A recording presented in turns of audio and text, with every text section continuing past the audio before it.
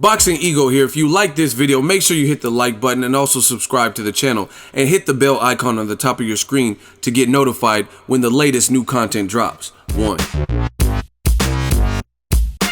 What up, Fight World? It's your boy Ego and I'm back with some more boxing. Make sure you smash the like button, also subscribe to the channel. Today is Monday, which means Boxing Ego Monday Mail Day. Now, thank you to Virgin American for America, whatever they're called, for being horrific on my way back. I covered the Berto Porter fight, had a great time, met a lot of people, and when I came home, everything on the trip was great. The way there, the trip, the stay, my hotel. Virgin America totally messed that up. You know what I mean? The trip was horrible, so I'm gonna have to breeze through this Monday Mail Day. Can't probably spend as much time answering questions because I'm off to a later start because I was supposed to get back at a different time and I was in the airport all day yesterday. First question comes from Kodo Kid. Ego, what do you think about Gilberto Ramirez wanting Triple G ASAP, even though we all know he's been wanting him for a while, but there were some interesting things said at the post-fight press conference. Now, I didn't get to see his fight versus Max Berserk. I know the outcome, I know he won, and I heard it was a dominating fashion. I even heard Berserk got deducted points for holding, so obviously he was too much. ZURDO was too much for him. I liked the fight. I've liked it when he was calling them out before, but this was a good fight for him to test his hand versus Berserk, see how his hand was looking and feeling. And if Golovkin is going to move to 168, that is definitely a fight I want to see. Because ZURDO, he seems tough. He has the Mexican heart, and I think he's not afraid to let his hands go, but he can box. He showed you that in the Arthur Abram fight. So it's a good fight overall. And a lot of people feel Golovkin's beatable after his last two performances, so I'm all good. I haven't seen the post-fight press conference though, so I don't know specifically what he said. Those are just my thoughts on the fight. I like it. Stylistic matchup is, I don't think Golovkin, he didn't knock out Jacobs, right? And as the fight wore on, Jacobs seemed to get better after the knockdown. So I don't think he's gonna move up to 168 and just be destroying people. I think those days are over. You know what I mean? Not saying he can't get a knockout up there, but I don't think it's just going to be like a Dominique Wade. I covered that fight live, and Wade was outgunned in the first round and got knocked down and then got stopped in the second. Moving up in weight matters. So I like the fight with ZURDO. He's a champion. He's still a young champion, so Golovkin might be able to beat him, but he might be able to beat Golovkin. It's an interesting style matchup. Next question is from James Lopez. Hey, Boxing Ego. What do you think about AVANDIL KHURTSIDZE, aka White Mike Tyson against Billy Joe Saunders? I love it. And who wins? Do you think Brook can KO Spence? Who has more power, Brook or Spence? Love your channel. Just follow you on Instagram. 2017, great year of boxing. I agree. Shout out to you, James. And those are good questions. KHURTSIDZE versus Billy Joe Saunders. I like it. Not only do I like it, it's what's right, because I guess his last fight, he stopped Tommy Langford. The knockout is on YouTube. You guys can check it out if you missed it. It was a good knockout. He caught him with the left hook, and his legs were done after that. So those are KHURTSIDZE. It's not like he has the most activity, but when he does step in the ring, he's doing his thing. You know what I mean? He stopped Antoine Douglas, who was a raved about prospect, and he trained with Daniel Jacobs, and Jacobs was definitely prepared. He was training with him in his camp for Golovkin, so I like it. KHURTSIDZE deserves it, and if you look at his age, I think he's like 37, 36 or something like that, so he's boxing old. He's not old and just an everyday Joe, but if you're a boxer, so I like to see these guys that are 36, 37, the Luis King Kong Ortiz, the Rigo, the KHURTSIDZE, this is their time. They gotta go for a title soon, you know what I mean? And Billy Joe Saunders is the last link other than Golovkin at middleweight, so I like the fight. I don't know who wins, to be honest. I haven't seen enough of KHURTSIDZE. I've seen him in his bouts, his last two bouts or whatnot, but I haven't seen enough of him to determine that. And Billy Joe Saunders, he puts up inconsistent performances too. Andy Lee started off strong, but he kind of like fizzled out. Versus Wolverine, hey, Berserker Barrage, he didn't look great. So I don't know. It's anyone's fight to me. Can Brook KO Spence? It's possible, because I mean, this is a step up for Spence, but I think it works both ways. I think Spence can KO Brook, and Brook might be able to KO Spence. So they both have power, so I don't really look at one as having so much more power.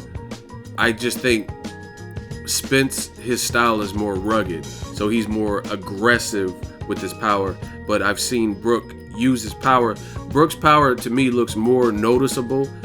He's definitely has power, but if he's in there with JoJo Dan or Frankie Gavin or something, his power is going to really look, because those guys he's too big and too strong for those guys. But against his better foes, they take his power a little bit better. So I would say they have probably equal power. They both can crack and hurt you, but I think Spence's delivery of his power is more aggressive, so he's going to bring more pain to you, whereas Brook is more of a boxer puncher, and he is more technique than just power, if that makes any sense. Next question is from Free Wheezy. Ego, this is a non-boxing question I always wanted to ask. Who do you think is a better rapper, Lil Wayne or Eminem? I like both of them, and your name's Wheezy, so maybe you like Lil Wayne more, I don't know.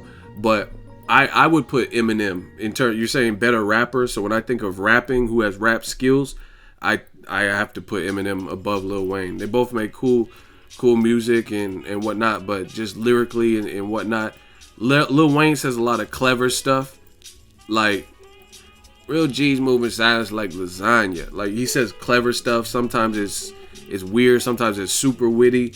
Eminem also, but his multi-syllables and the way he puts together words is just retarded. So I got to put Eminem in terms of better rapper. Plus, they did a song together, and Eminem bodied him on the song to pick the world up and I'm gonna drop it on your fucking head. You know what I mean? And I thought Eminem killed him. And the other song they did together, the No Love song that was on Eminem's album.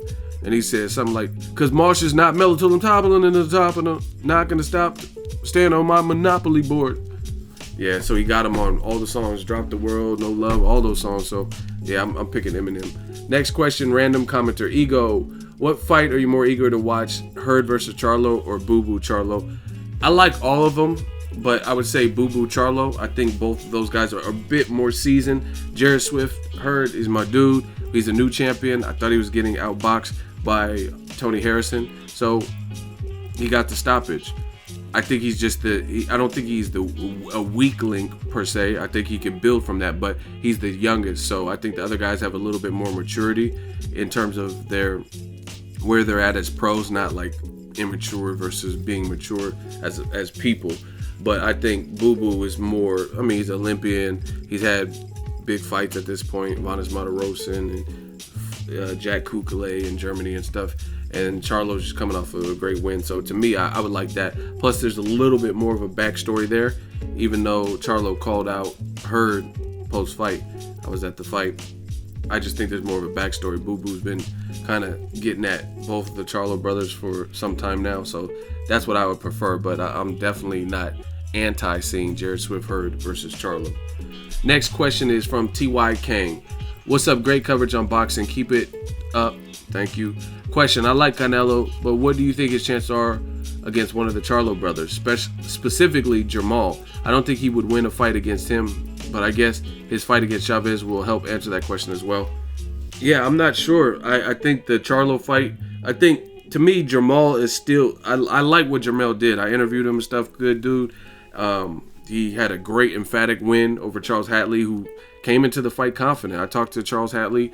He was saying what he was going to do, and Jermell looked dominant. But I think Jermall is still a bit better, a bit more polished, and he's a little bit bigger. So specifically, I think that's more of a difficult fight. I think either Charlo brother poses a threat to Canelo for sure. They're both big, and they both have power. You see that, and they both they can scrap. So they're both good fights. But if you're talking about Jermall, I think that's probably the tougher fight. He's the one that's like so big he couldn't even make 54 anymore, so he had to move out of the division type of thing. So it'll be a good fight. But yeah, we got to see how Canelo handles Chavez Jr., if he in fact does handle Chavez Jr., and then go see what's next. But a couple of years ago, he took a picture. The Charlo brothers were next to Canelo, and he looked tiny next to him. And I know he's probably got a little bit bigger mass-wise over the years, but it doesn't change his height. and the Charlos have some of the best jabs in the business, right? And they're well schooled. Derek James, shout out to my dude Derek James, interviewed him. He's training Errol Spence. He has an educated boxing mind. And you guys, I'm not just going to these fights arbitrarily. I'm trying to give you guys different things and insight. And it's great because even though in doing that, I learned stuff too. Like when I interviewed Derek James, I didn't know he had sparred with Errol Spence Jr. And he was a fighter himself who had even sparred against the likes of Chris Bird, who later moved up to heavyweight. At the time they fought, he wasn't a heavyweight, he told me. But that's good knowledge. Now I know. I didn't know Derek James was a former fighter, right? So that's good knowledge to know. So Jermell working with him, I think it's a good look. They both Charlo brothers, Ronnie Shields, the other one with Ronnie Shields. They both have the good experience and good schooling. So I think both of them pose a threat to Canelo, especially since Canelo is not the tallest guy at middleweight, if that's what we're talking. Next question, Tim E. Hey, Ego, do you think Berto is done because he stopped fighting in like the third round? I think Berto versus Troy King would be a good fight. What do you think? Yeah, Berto and Troy King know each other and sparred each other, so I doubt that would happen next. Troy King's also healing from an eye injury, so we're gonna see how that goes. I'll try to keep you guys updated. Berto being done, I don't think he's done. Shawn Porter's a top level person. If you look at both of his losses, they were two respected losses. Not like he was just getting bullied and bombed on and he had no, I mean, he lost fights, but they were still, he still gave a good showing. You know what I mean? It wasn't like he was getting knocked down and nearly stopped in both fights with Brook and Keith Thurman. So I don't think Berto is done per that. But title shot might be hard for him at this point because there's a lot of killers. You got Pacquiao, you got Shawn Porter, who's right there upon a title shot opportunity. You got Keith Thurman, who's his friend, so they probably wouldn't even fight. Floyd Mayweather, who he already lost to. So I don't know, but it's really up to the fighter what they can do. Gabe Rosado, he just a lot of people said he was done, and he just fought Martin Murray. And I didn't watch the fight because I was covering the fights in New York. But from what I heard, he got robbed, and I heard it was kind of a controversial decision. So you never know. It's really up to the fighter what they can and can't do. Next question is Dutch ENT. What up, Ego? Yo, why do you think body work and the use of the jab is a lost art in today's boxing?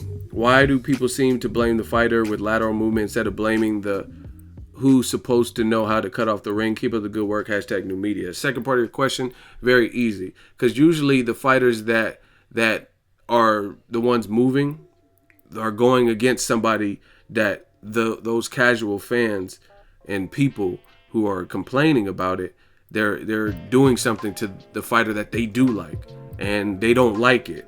So they blame it on the person's art or their type of sweet science or their style or the fact that they're using their legs. Man, that's retarded.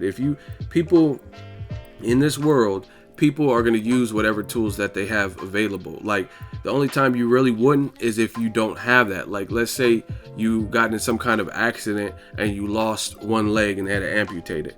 Now you have to live life with one leg because that's what you have to adapt your life to because you no longer have a leg. But if people have two legs that are both functioning and both working, then they're going to use two legs. You're not going to like hop with one foot through the mall. You know what I mean? You're not going to use crutches and you don't need to. You know what I'm saying? So at the end of the day, everyone's bestowed and blessed. All these fighters have whatever style that they have and whatever methods that they want to use within the rule book to use to capture a victory. And if you can't offset that, then that's your bad. If there's a problem with it when it's excessive, but if it's working and it's not excessive, then that's something you got to deal with and just deal with it. And the people that complain are usually because their fighters are getting embarrassed. You know what I mean? Like Rigondeaux's embarrassing Donaire, or Canelo's being made to look bad versus Lara or Floyd Mayweather in the spots where they move.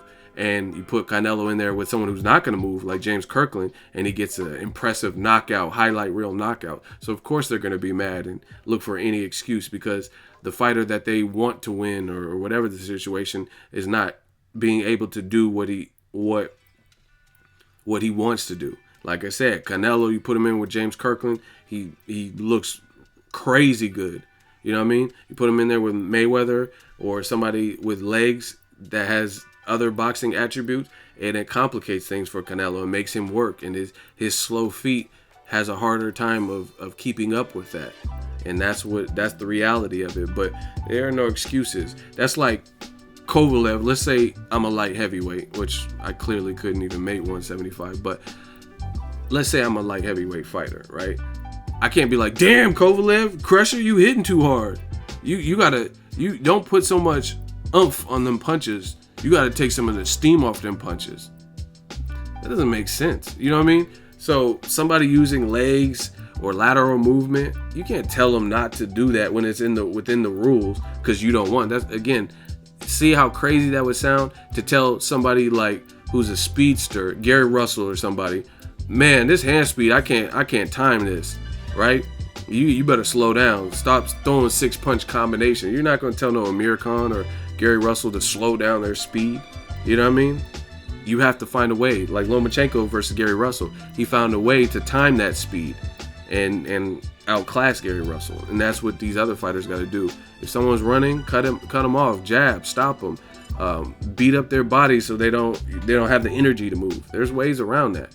And if you don't know them, then that's your bad. First part of your question, it's a lost art, the jab and body work. It's just really the schooling. Whoever's teaching you, some of the great trainers are no longer here or no longer training.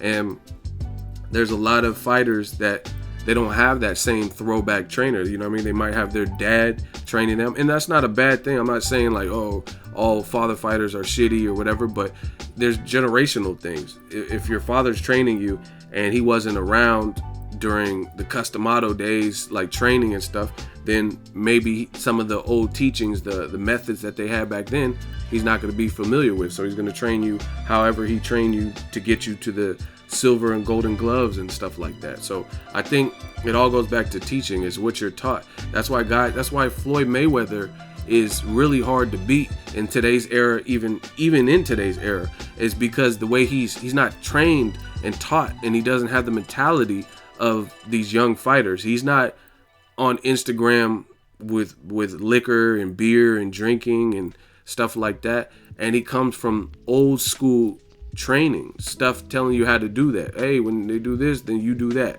You know what I mean? His dad's an OG in the game. His uncle's OG. And it's his birthday today, I believe. Roger Mayweather. Happy birthday to the Black Mamba. But, I mean, Jeff, Roger, Floyd Sr., they're OGs in the game. They come from the Midwest where boxing, a lot of great fighters have come. So it's all based on your teaching. That's why Floyd is able to have success, because he knows little stuff and he knows how to break down these fighters. A lot of these modern day fighters, the way they're being taught, it's probably far more predictable. You know what I'm saying? For him. So they're like, oh, okay, I could take away their jab and they're going to get discouraged, and by round 6 or 7 they're no longer using the jab. Floyd knows these things. He's a mastermind of that type of stuff. So to me, that's what it is. It goes back to who's training you, who's teaching you. And people forget little stuff. People get power happy, and boxing is a business. So, you got to look for the knockout, but you got to realize you got to set up the knockout. And ways to do it, body work and a jab, those are excellent ways. So it kind of gets lost in the sauce, if you know what I mean. Next question is from Chai702BM. Eagle, Adrian Broner says the next fight may be at 135. Who do you see him fighting there, and will he beat them?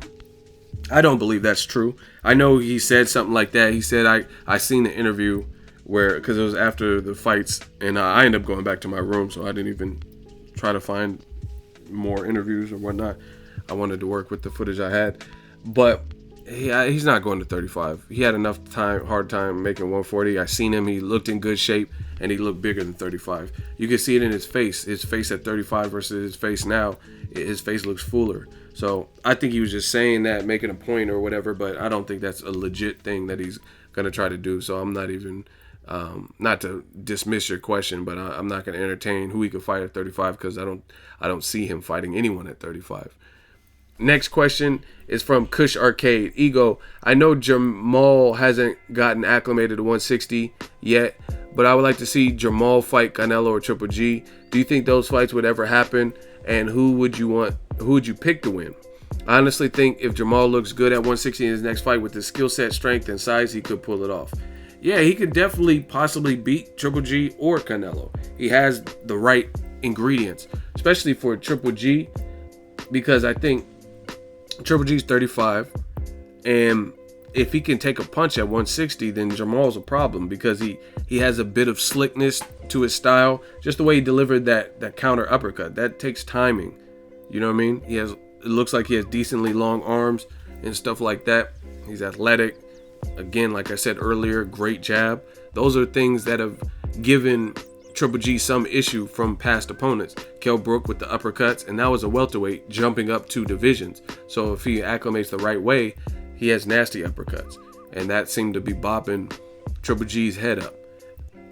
But again, Triple G is still a good fighter, and it depends on how, like I said, the biggest thing is how he takes a punch from a 160 pounder, because we haven't really seen him. Even in the J-Rock fight, he hurt J-Rock early with the jab, which was very impressive.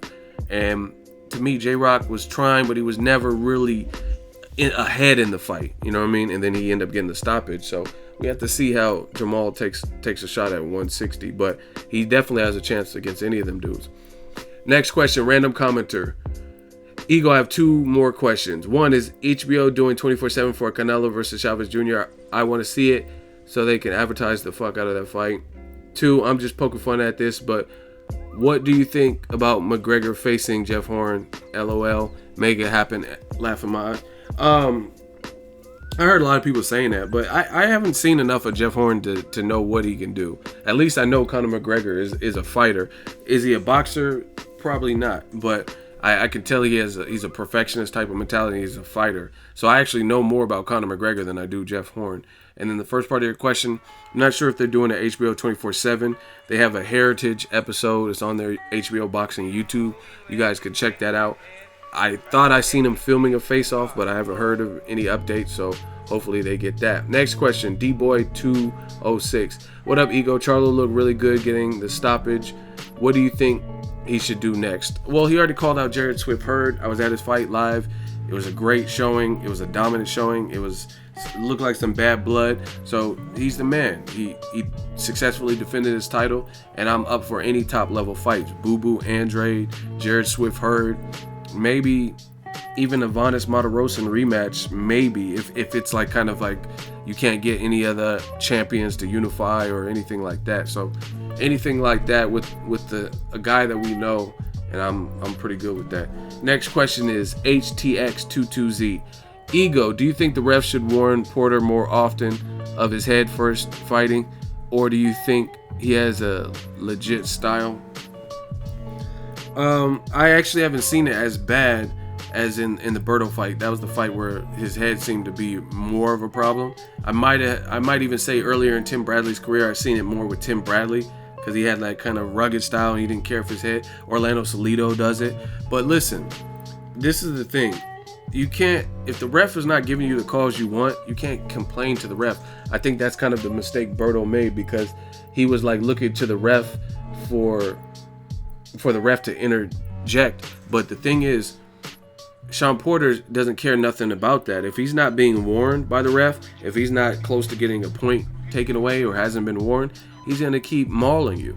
And I think that's what Berto, I don't know what it is, but he should work on that, because it's really the same approach as what Robert Guerrero did. Robert Guerrero came in mauling. Berto was kind of trying to complain to the ref that he was hitting low and dirty stuff, and the ref let him do it. So you got to just scrap and find a way to create space, and that's the stuff you should work on in camp. You know what I mean?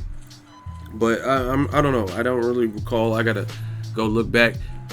You have to. Kell Brook did an excellent job. That's the thing. Kell Brook did an excellent job of neutralizing it and helping to tame that roughness. He was a wall. Shawn Porter couldn't just run in. He would clinch and hold real tight, so there was no way that Porter could get out. And you know what I mean? He wasn't there to just be out muscled, and he had a great jab. So Berto, I don't know. It's a little bit different, because looking back, Berto's arms don't look that long. You have to work on just having a real snappy jab. You don't have to have the longest arms, but obviously if you have long arms, it's probably easier to connect when you jab. So I don't know. I can't say that this has been an ongoing issue with Shawn Porter. And that's just my thoughts. Next question, Detroit's finest. Do you think the intense sparring sessions Errol Spence had with Jermell Charlo yield similar results as it did for Charlo in his bout with KELL Brook? Oh, will it? I mean, it's certainly possible. You're getting top-notch work from another champion. You're not even... KELL Brook is a champion. Errol Spence, right now, as we speak, today's date, Monday, he's not a champion. Yet, I talked to Jermell Charlo, and he says he holds his own, even at junior middleweight. And Mel is a champion who just had a championship title defense versus Charles Hatley, and it was a great performance. So, to me, if a welterweight is fighting someone who's supposed to be bigger, and is bigger in pictures and stuff, and campaigns at a higher weight class, then it's definitely possible. That's top-notch work, grade A work with the champion. So I don't think when he fights KELL Brook, I don't think it will not be anything new. You know what I mean? He's already facing a champion. It's just in sparring. Errol Spence said himself, he said our sparring sessions were pay-per-view worthy. Chai702 BM has another question. Ego, do you think Berto should take a fight with Timothy Bradley next? And I'm willing to bet Shawn Porter's next opponent will be Danny Garcia. Who do you have in that fight? Yeah, Berto maybe even avenge the Robert Guerrero fight, because both of them maybe need a crossroads fight. That would be a good option.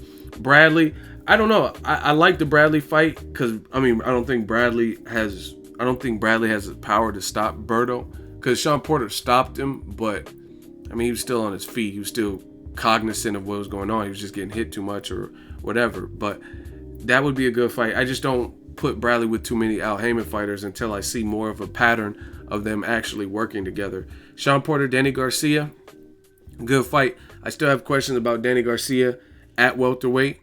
He lost his last fight. Maybe he comes back stronger. But with Danny Garcia's timing and stuff, I think his accuracy is better than what Berto's was on the night of the fight. Berto was trying to hit Shawn Porter with some stuff, and he connected some, but he was missing a lot too. I think Danny Garcia would have more accuracy with that. So that's a good fight, because Danny Garcia stylistically does better when the fighters bring the fight straight to him, like Shawn Porter. So that's Shawn Porter's game. And Shawn Porter, I want to say he's used to fighting guys who are a lot bigger than him. Like, you know what I mean? Like Berto looked bigger than him. KELL Brook and Keith Thurman look bigger than him. So fighting Danny Garcia, that's someone that's probably closer to his height and size. Well, Danny Garcia is pretty tall, but he's fairly new to the welterweight division. So yeah, it's a good fight. That's a real good fight. Next question, Everett Sutton. What up, Ego? Let me expand this. What up, Ego? I have a few thoughts on boxing I would like your feedback on. First, do you think there should be a super cruiser and a super heavyweight division added to avoid ridiculous size mismatches? Also, do you see any reason why the sanctioning bodies can't make the competition for their belts tournament style, especially in tight divisions?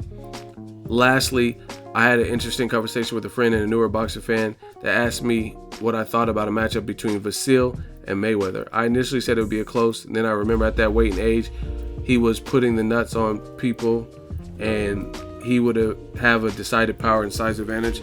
Yeah, I talked about that maybe even in last Monday Mail Day. I like Lomachenko, but I don't think he was fucking with Pretty Boy Floyd. Floyd was stronger. Like Lomachenko, Floyd didn't. I don't know. It's just Floyd was Floyd, and I would pick him. That's bottom line. Maybe I'll talk about it. I'm kind of pressed because I'm starting the Monday Mail Day later, but I talked about it in that previous Monday Mail Day. Maybe you should check that video out. But I just think Pretty Boy is too much. As far as your first question, I think a super heavyweight would be good. Super cruiserweight, I don't know if that's really needed, because cruiserweight's not even really popping, and most of those guys are kind of around the same. Like, you know what I mean, the Tony Bellew, Tabides, and different guys. My dude, Blake McKernan.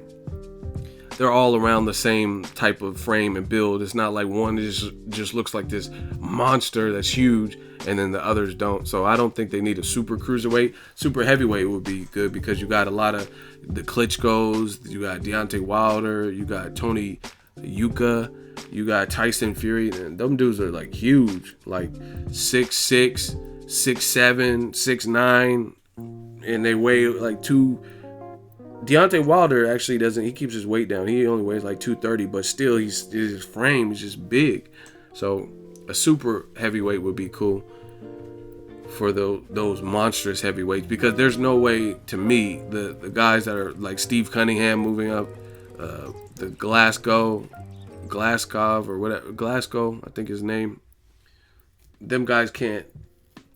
Even the Thomas Adamek, I don't know. I don't think them dudes are big enough. Those cruiserweight, like when Evander Holyfield moved up, I don't think today's cruiserweights, and Holyfield, if I'm not mistaken, is a silver medalist, but I don't think a lot of today's cruiserweights would still be too small for the massive punchers and the massive guys in the heavyweight division. So I could definitely see a super heavyweight. I doubt it will happen though. And yeah, the sanctioning bodies making tournaments, it's all politics, and there's money. You know what I mean? There's money in having multiple belts, sanctioning fees from multiple fighters. You got different promoters, different networks, different, like the WBO seems to be like an HBO belt. You know what I'm saying? So there's just too many hands in the cookie jar to just say, oh, welterweight, Pacquiao, you got to fight Errol Spence. Errol Spence, you got to fight Carol Brook. And then, you know what I mean, Porter, you fight. It's just, there's so many hands in the cookie jar. I just think it's doubtful that those types of things would happen.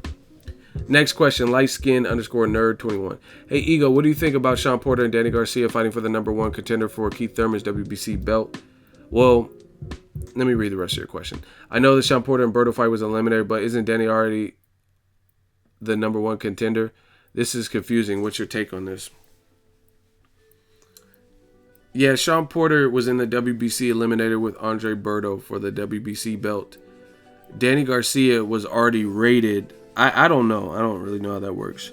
Danny Garcia was rated as a mandatory. I don't know. But like I said, Porter versus Danny Garcia is a good fight. So if they have him rated at 1 and 2, like let's say they put Shawn Porter at 2 and then move Danny Garcia to 1, which I think Amir Khan is #2 and Danny Garcia was 1, then that's a good fight. I don't know exactly how that happened about the Berto Porter being an eliminator, but Danny Garcia was already ranked at #1 and Khan was ranked #2. I don't know. You have to ask the WBC about that. But Danny Garcia versus Porter is a good fight. Next question, the main man. If making 164.5 is too taxing on Chavez, do you think it would be wise for him to come in a pound or two over? I know the infraction would charge him financially, but it's not like he needs the money. This way he could be full and healthy. Hashtag need more Virgil Hunter impressions. Nah, I don't think that's wise. I mean, if I was a fighter and you're still, even though you're well off, you don't want to fight for free. So coming in a pound or two, that would be $2 million. So, I mean, even though you don't need the money, I wouldn't want to lose $2 million just like that. So I think he should just try to make weight, and his team seems like they have a game plan on how they can achieve that. So I would just stick to that and then try to make it, because the fight was announced with enough time to get that weight off properly if they follow a procedure. Next question, Ronald Perez. What up, Ego? What are your thoughts on Jesse Magdaleno calling out Rigondeaux? Do you think he really wants to fight? And if so, who do you see winning? Also, do you think we can see Jermell versus Lada since he called out HURD? It doesn't seem that he wants that fight. I heard about the Magdaleno call out. I haven't watched his fight. Like I said, I was covering the other fights in New York and I just got back and it was a hellish time getting back because of Virgin America. I'm gonna keep blasting him too. And I just heard he did. But I'm not really betting anyone against Rigondeaux at that weight. You know what I mean? I think I told you guys before, Lomachenko at 130 has the best shot. You know what I mean? And that's just because of Rigondeaux. I don't know how he would look at 130 because that's a lot of weight. I think Rigondeaux can truthfully make 118. But I like Magdaleno, but Nicholas Walters knocked out Donaire, and a Rigondeaux schooled, almost knocked out Donaire, was able to give Jesse Magdaleno some issue in their fight. I don't think it was super one-sided. Donaire even hurt Magdaleno, so I can't pick him over Rigondeaux, just seeing that, because just Rigondeaux's technique is supreme, and he definitely has the power to hurt any guys in or around his division. Jermell versus Lata, I doubt it, because they former stable mates and stuff like that, so I don't think they'll be in a rush to fight each other. They were both with Ronnie Shields at a point in time, so I know Lata said he would, but I don't know. I don't see that fight. I see Jermell or Lata fighting Demetrius Andrade before they fight each other. That's just my thoughts. Next question, Miguel Acuna, what up, Ego? If a rematch between Porter versus Thurman comes true, what can Porter do to win the fight, and who you got? I don't know. I'd have to wait, because it depends when. Like, I don't just do predictions, because if it happens like ASAP next fight, that's one thing. But if it happens another fight from now, you know what I mean? Who knows? What if Thurman fought Kell Brook Spence winner and lost? Then there's nothing to even talk about. So I can't foresee the future, and I can't look too far in advance with stuff like that, because it is all about timing to me. Boxing is about timing, so it depends on where someone look. That's like Canelo got hurt when he was 19 years old by Jose Miguel Cotto, his brother, Cotto's brother. But I mean, if they were to fight today, it'd probably be super one-sided. You know what I mean? When Canelo went to fight Cotto, I picked him to beat Cotto, even though his brother years ago, because I think Canelo had improved a lot since then. You know what I'm saying? So Porter versus Thurman, it just depends on when they rematch. If they were to rematch ASAP, I would probably go with the champion. He just came off the Danny Garcia fight, and I think stylistically what he does, he's going to keep doing. And Porter, to me, versus Thurman, he had the fight of his life. It's not like he was doing a bunch of things wrong, and he still came up a bit short. So to me, I think that matchup favors Thurman. I think there's more in his arsenal that he could dial in and switch up more so than Porter, because Porter, even the Berto fight, he fought like he always fights, against Julio Diaz, it's just a rugged Eric Bonet. It's just a rugged style, in-your-face, aggressive fight. He fought that way with Kell Brook, but Kell Brook had a good jab and clinch game, so it was able to neutralize and nullify that a bit. But Shawn Porter, he gives you the same thing. It's just a rugged affair. You got to be able to deal with it. So I would probably lean towards Thurman to beat him, but you know, it could be like Warwick Kovalev, where it's anybody's game. It's a good competitive fight still, and maybe Porter can win. I don't know, but what he needs to do, I think he needs to get hit less, because like Thurman has power, you know what I mean? And there was some, like, I want to say round 6 or something, he hit Porter so hard, and they showed it in like a super slow motion, and then it's like Porter's arms went outward like a crucifix, like, you know what I mean, like a crucifixion. They went like out, and his face got like pushed to the side. Like, it was crazy. Thurman hit him with like a good ass shot, and because I remember seeing it distinctly on the CBS, did it in slow motion and zoomed in and all this, and I was like, damn, he really hit him with like a crucial shot. So I think he just needs to work on getting hit less. But he already gave Thurman a competitive fight, so we'll see. Next question is from K. Alexander. Haven't seen much of Jermell fights. This one, he looked like Derek James style, resembled Errol a little bit. Was this style new for Charlo, or did he always fight like that? I was impressed. Clean work, no wasted energy while being aggressive. Definitely think, can't wait to see Spence looks against Brook. Ego fight of the year for me. Yeah, Brook Spence is a good one. Yeah, I mean, I think I said this before. Boxing is a sport. It's all in the mind. Obviously, there's physical attributes within reason. I'm not saying like if Lomachenko believes in his mind he can beat Deontay Wilder, he can beat, you know, I'm not talking about, it has to be within reason. But it's a lot of psychology in boxing. And I think Charlo's just in a good place. Has a family, he said when I interviewed him, and he's in a good place. He likes the relationship with Derek James and how they gel together. He's getting good sparring work with his sparring partners, Darquan Arnett and Errol Spence and guys like that. So He just feels good. He had bad blood, little Texas. He had to represent for Houston, and that was that. But he did look kind of reinvigorated. Maybe that layoff and switching was what he needed, because he had some close fights like the Vanes Matarosen. I don't think he looked that. He looked damn good in his last fight, whereas Charles Hatley, I think he looked better than he looked versus Vanes Matarosen, in my opinion. So psychological. Maybe he just feels better, and there's a lot of things leading up to this fight that made him want this. So I like it, and it just made a huge statement to his division. Next question, James Gordon. Why did Jermall have gloves on in his own brother's corner? If you don't wear latex gloves, do you think that means that they are closer to your fighter? Dumb question, but I always wondered. I don't even understand the second part of your question, but Jermall worked his brother's corner, so I don't know. I was at the fight live. I can't really see what's happening in the corner. I don't know what kind of gloves he had, latex or whatever, but he was working the corner with Derek James. He was the assistant or chief second or whatever. So that's why he probably had gloves on. Next question, Daniel Rodney. Yo, Ego, what do you think of Indongo versus Granados Diaz? Good fights. Indongo could scrap. He looked good versus Ricky Burns. Granados can scrap. He gives anyone a tough fight. Felix Diaz, we got to see what happens versus Terrence Crawford, because let's say Crawford stops him, then, you know what I mean, I don't really care about an Indongo versus Diaz. But as of right now, those are all good fights. If Diaz beats Crawford, then yeah, he definitely should fight Indongo, because that'll be for the undisputed junior welterweight champion with all the belts. So yeah, some good matches. Next question, Demaster GX. Ego, Boxing Ego. When did Chavez Jr. say "Fantastico"? It's hilarious every time you say it. I don't know. I gotta find it. It was on the episode of 24/7, I believe. He came out like he was like riding a bike or something, and he said it, and it was funny, and it just stuck with me. Next question is from AJ's. Boxing in its entirety always talks about how important it is to be a champion.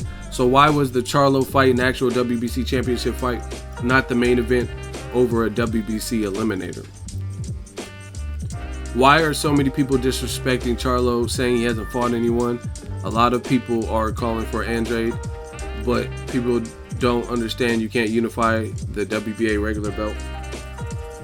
Now, as far as the second part, I don't even know who's disrespecting Charlo now.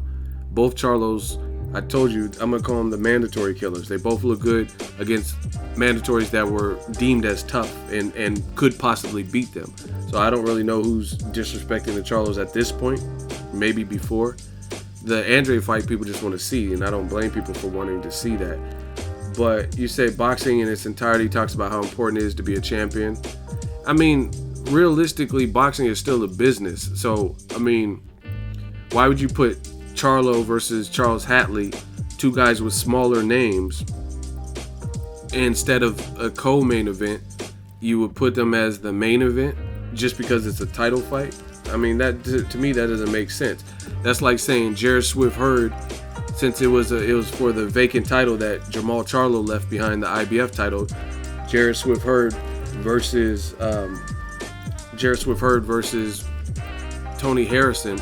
That's like saying he should be the main event instead of Deontay Wilder because it's for the first title or something like that, instead of Wilder Washington being the main event. Like, to me, that doesn't really make sense. Even it doesn't matter. The guys still, Berto and Porter, have bigger names, and it's still a title fight. We should just be happy that we're getting all of these fights on one card. Shout out to Showtime. Shout out to Lou DiBella Entertainment. Shout out to Al Heyman. So I don't know. To me, that's nitpicking. Mad about like the order of the fights. It's still a business, and more people recognize Berto's face. He fought Floyd Mayweather, right? More people recognize Shawn Porter. He fought at the Barclays, and it did solid numbers. It did like 4 or 5 million viewership, and it was a great fight at the Barclays versus Keith Thurman. So why would they put Charles Hatley, who hasn't fought since Anthony Mundine in 2015, and Jermall Charlo, who hadn't fought since John Jackson in the summer of last year? Why would that be the main event solely because it's a title fight? That doesn't make sense to me. So you got to understand that it's still a business, and you got to do what's going to generate the most revenue. You know what I mean? you're still getting the Charlo-Hatley fight. So to me, again, that's nitpicking because it still was on the same card. And it was still a good fight and it's still a great knockout. But it's still, this is a business, so you have to move accordingly. Whatever's going to drive the most traffic to your website, to your retail store, to your concert, that's what you would do. That's like saying, oh, why is Kendrick Lamar the headliner instead of Destiny's Child, Kelly Rowland or something, because she has a Grammy when she was with Destiny's Child. You know what I mean? But Kendrick Lamar doesn't have a Grammy. You know what I mean? She got 3 Grammys. Kendrick Lamar is the guy who's popping with the album. So it is what it is. Another question from Kodo Kid. Ego, do you see the Top Rank pay-per-view? If so, how do you rate Oscar Valdez's performance? And should HBO have picked it up? I mean, the HBO picking it up is neither here nor there because the fight's already over and Top Rank had it on pay-per-view for whatever reason. So it doesn't matter what I believe on that. And I haven't even watched the fight, so I can't really say how his performance was. All I heard was that there was some controversy in the winner of the fight. Next question, Latin Mayweather, Cardoso Perez. What's up, Ego? Much love. Keep it 100. Number 1, Josito Lopez. Have you seen any improvement since he got with Robert and Big G? Do you see him making an impact in his division? Didn't get to see his last fight. I just know he won, and I think he had a knockdown in the late round, so it sounds like he's focused. Maybe a rematch with Berto. I could see something like that happening. Number 2, do you see Porter adjusting his style for the rematch with Keith? I honestly don't. Just see him putting more of that Showtime pressure, and Keith knows how to handle the spotlight, LOL. Yeah, and that's what I was saying a few questions back. I think Porter gave us a great effort and great performance, but I don't really see much of what he's going to do different. Like, when he fought Berto, it's similar to how he was fighting Thurman.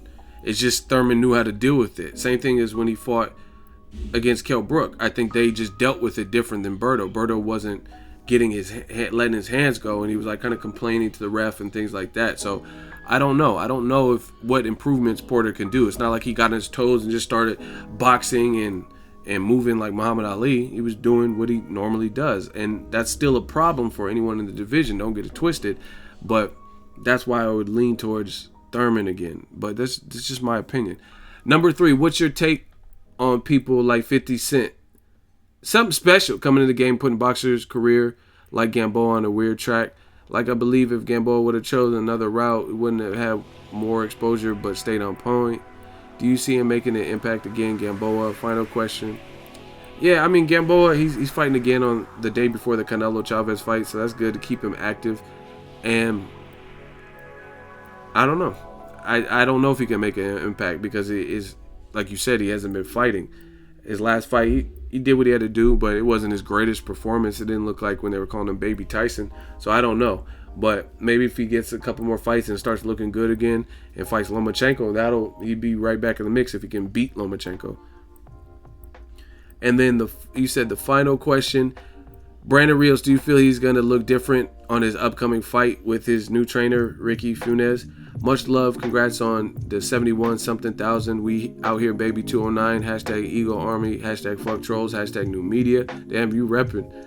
Oh, last one. Okay, let me get to Brandon Rios. It's another person. His last fight, he got stopped by Tim Bradley. Facts. And he hasn't been back since. He tried to fight in Mexico, got canceled. I don't know who's promoting him. I know he looks like he's in shape. He moved from the RG Robert Garcia Boxing Academy to Ricky Funes. It looks like he's enjoying it, keeping his weight down. But I don't know. I got to see what he's learned by fighting in the ring. So it's a shot in the dark to me because even though he's in shape, he looks pretty disciplined. He hasn't fought in a while. So his style needs to be active to me. So I don't know how he's going to look. Oh, last one. What's up with Kirkland? Can't wait to see him with Ann Wolf. I know he got another KO against my Mexican brother, Cinnamon. Had they not pulled that sucker shit on the contract, shaking my head. If I could, I would disown this brother. This ain't no Mexican stuff. This, that, BS, LOL. I don't even know what you're talking about anymore, so I'm going to move on to the next question. Kirkland, he got his nose fractured, so I don't know. I don't know what's up with him. Coda Kid has another question. Ego, I just want to know if you had a chance to watch Porter Berto again with the Showtime commentary. No, I didn't because I just got back late as hell last night, so I haven't watched it. I barely even been at home. If so, what do you think about them mentioning the age of Berto, saying he's getting old and the fight with Porter was dangerous for him? I know Berto has been in a lot of wars, but I honestly think he still has few more good fights in him. Yeah, I think Berto was just kind of frustrated with the headbutts. It took him out of his game plan, and then Shawn Porter he didn't care. He just was keep coming, keep doing what he was doing, and pressing the action, which, I mean, fair play to him. He wasn't, the judge or the ref didn't rule nothing against him, so he's going to keep doing it. I think Berto, there's some more fights out there for him. Next question, GDDD, what up, Ego? What's the future for Andre Berto? Fight with Bradley, I like that. Also, what can be done to change the way judges score a fight? Rosado versus Murray, one judge had it 119, 109, although it was really close. Again, I haven't seen that fight. It was a hectic April 22nd, a lot of fights. I was covering one of them. So I haven't even seen these fights, but I heard it was the same kind of thing. Seemed like judges can get away with no consequences playing with boxers' career, no jail time. Judges fine. It's getting out of hand. Again, I've said this before. There's a lot that I can think of to do. It's just, will boxing do it, right? There's a lot of things. Like, I think judges need to be at the press conference post-fight. You know what I mean? The fighters be all cut and busted up and stitched up and wearing sunglasses, and they have to explain, even in loss a lot of times, if they don't have to go to the hospital, at the post-fight press conference. So if this is radical judge scorecard, put them on the fucking podium. Like, you tell us why you scored it like that, and see how dumb they look when they break down their rounds. So there's a lot of stuff you can do. And I bet you, if you knew that was coming, if you had a radical scorecard like Levi Martinez, 117, 111, put them on the podium. You know what I mean? Post-fight with all the media and the media asking questions, put them on the podium like you want to be a judge, right? And see, I bet you people get their act together, because that's what people don't want. It's cool to just turn in a scorecard, get a pencil and a bout tablet sheet or whatever and start writing some numbers on it. But when you got to face the music of what you did and explain to the people and media members asking you questions on why you scored it, I guarantee you that'll make you think twice about really watching what you're seeing if you knew you had to speak to it. But there's no accountability, so that's why it's going to keep happening. Next question, Chris Hernandez. Ego, been following you since you wanted to follow me on IG, then unfollowed me, but that's okay because you the shit. Thanks for all the vlogs, etc. But if Canelo fight plan A can't convert, you think he's got a second fight plan? Because Chavez has 2 to 3 fight plans. Nacho, his trainer, has one plan. His dad has another plan, and maybe Mimo and another one, who knows. But do you think this affect the fight in any outcome, Ego? I really feel like all fighters should have multiple fight plans. You got to be able to adapt to what's in front of you.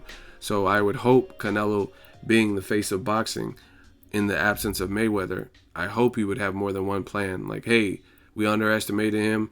His jab is better than we thought, or whatever, and he goes to something else. So I think any elite level fighter needs that. Next question is from Manny G. Sub Ego, love your channel. Thank you. What do you think is next for Berto? And do you think Porter gets a rematch with Thurman later this year? Thanks. I don't know. I don't know what Thurman wants to do, to be honest. Like, because it didn't really sound like he wanted to fight Errol Spence. He was sitting next to him. The fight with Porter, he didn't really say, like, yeah, hell yeah, me and you, Porter. But I don't know. Maybe he sits down and weighs out his options with Al Heyman and wants it. What's next for Berto? I think he just needs a fight. He just needs a fight, like an easier fight. Not easier in terms, like easier in terms of class. Shawn Porter is still a good fighter. Like I said, he's never been beaten and stopped or anything like that. So maybe fight a Josecito Lopez rematch, or Robert Guerrero rematch, see if you can avenge that. Things like that. Kama guy, you know what I mean? Fight those types of fights. Guys who aren't necessarily A class, because Berto has been through some wars, and then work your way up from that. Next question, Owen Brown. Boxing Ego, with Lada looking in another direction, looking to possibly fight Jarrett Hurd, what's Demetrius Andrade's options for his next fight? He definitely needs to stay active, stay relevant. He needs to fight somebody. I just think he needs to fight someone in the top 10. Jermell Charlo. Jarrett Swift Hurd, Lada, any of those fights. Whoever's down to fight him and whoever he can work a deal with. But I agree, he does need to stay active. Next question, Ryan Clark. What do you think about Danny Jacobs versus Billy Joe Saunders? I think AVANDIL KHURTSIDZE might be the next fight that they're banking, but I like Jacobs' personality inside and outside of the ring. I like him as a fighter and also as a man. I like what he stands for, and he's a survivor. So anybody at middleweight, anybody. Triple G rematch, David Lemieux, any meaningful fight. Billy Joe Saunders, I'm good with any of those, to be honest. And the final question is from Owen Brown. Boxing Ego, with Canelo moving up in weight, why hasn't he relinquished the 154-pound title already? I wasn't aware of that. With him fighting at 164, even past middleweight, it's obvious that he's not likely going back to 54. It would make a great opportunity for legitimate 154 contenders to fight for that belt. So why hold the belt hostage like he has already for so many years? I didn't know that. I don't know if he's formal. I thought he did. I don't know where you're getting the information from, but I have to look into that and research it. But I would imagine he already got rid of the WBO formally. I can't this is a freestyle video off the top of my head, so I can't confirm or deny that. But if what you're saying is 100% accurate, I agree with you. Free up that belt. I definitely don't think he's going back to 54, and let Demetrius Andrade scrap for his old belt. He should be ranked pretty high within the WBO. You know what I mean? Let Jermell Charlo, Jarrett Swift Hurd try to get at it. Somebody.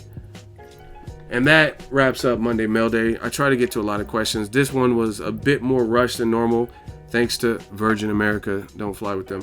And I'll be back next week, and it'll probably be a lot more detailed, just more of a regular Monday Mail Day. I just felt like I had to rush through this one a bit. Drop it in the comment section. Make sure you share the video, like the video as always. Hate, comment, and subscribe. Till next video, is Ego signing off.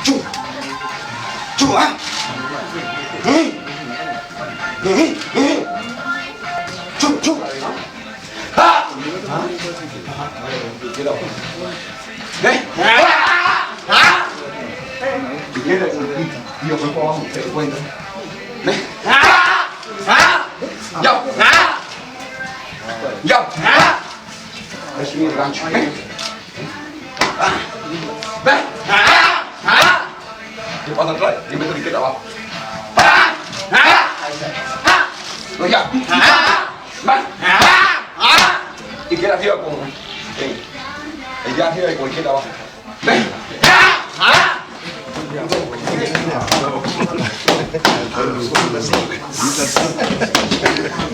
Push me.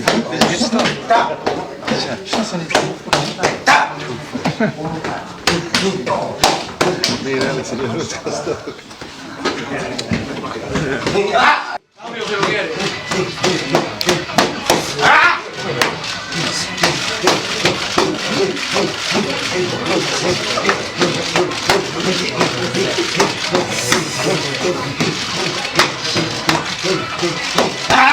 No!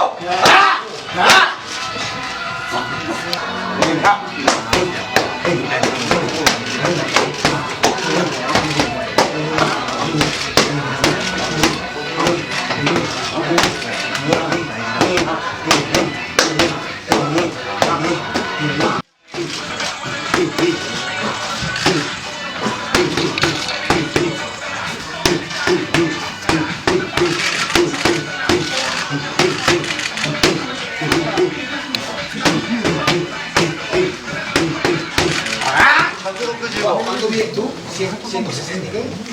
Dile que yo camino de aquí para arriba. 160ないよ。160ないよ。天笠君、あれ、天笠君、160ないよ、165ないよ。俺164って言ったら162やってる。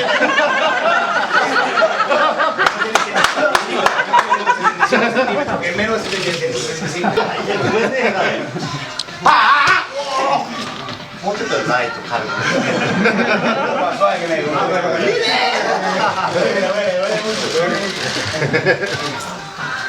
ワントゥーフォー。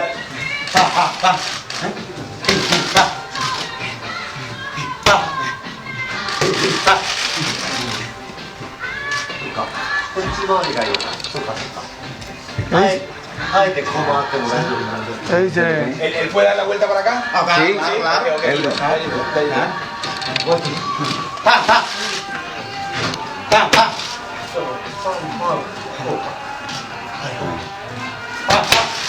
Izquierda, ahí.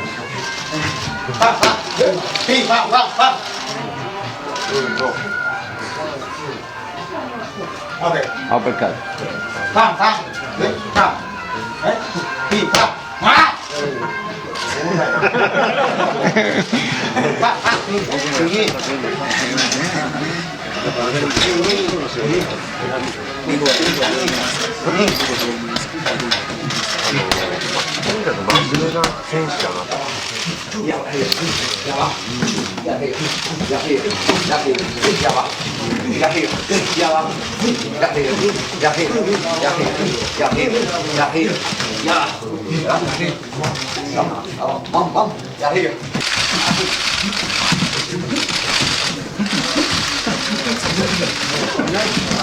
¡Tiempo!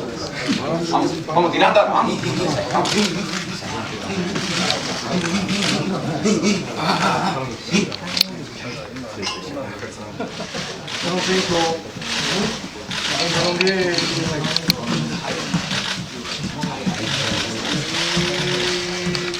Tiempo.